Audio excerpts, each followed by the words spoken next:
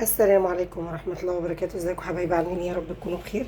احنا هنعمل مع بعض دلوقتي بطاطس مكمورة، او في ناس بتسميها على البخار او على البواخ.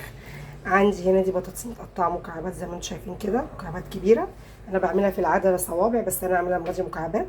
وعندي 3 4 فصوص توم، وقرن فلفل حامي، وعندي طماطميتين متقطعين. هنبتدي كده هنا مع بعض. وعندي هنا دي الحلة، انا اي حاجة طبعا بحط معاها ورق لورا. بص انا عندي هنا حطيت ورقه اللورا وحطيت زيت على سمنه. هنبتدي كده هنا مع بعض. هننزل البطاطس، انا صفيتها من الميه كده، وهنديها تشويحه كده. لازم اقدح الزيت يسخن تمام، عشان خاطر ايه؟ ما تلزقش في الحله معانا اهو زي ما انتم شايفين كده. هنديها التشويحه الجميله كده، وبعد كده هنزل بقيه المكونات. بس قبل ما اخلص الفيديو ما تنسوش تحطوا اللايك وتفعلوا الجرس عشان توصلكوا كل جديد.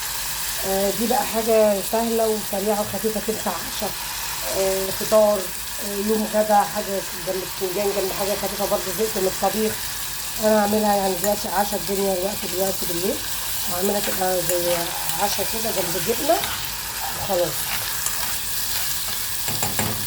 كده تتشوح شوية وهننزل بالمكونات التانية. بص أنا عندي هنا أهو النار عالية، غلفتها تاني، خدت التشويحات كمان. هننزل عندي كده بالطماطم مع الفلفل مع الثوم. بص هننزل عندي كمان بالتوابل. عندي هنا ملح كده، نزلت اهو بالطماطم والفلفل والثوم. نملح بقى كده معانا، مش هنكتر عشان ما تحرقش مننا. لو احتاجنا ملح هنقدر نحط، بس لو احدقت مش هنقدر نعالجها.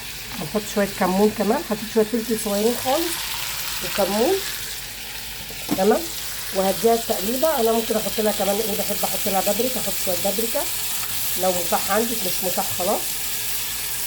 بص انا حطيت سن البابريكا. بصوا الشكل والجمال والريحه، مش قادره اقول لكم. انا هسيبها تستوى بقى وهقدمها لكم لما تستوي.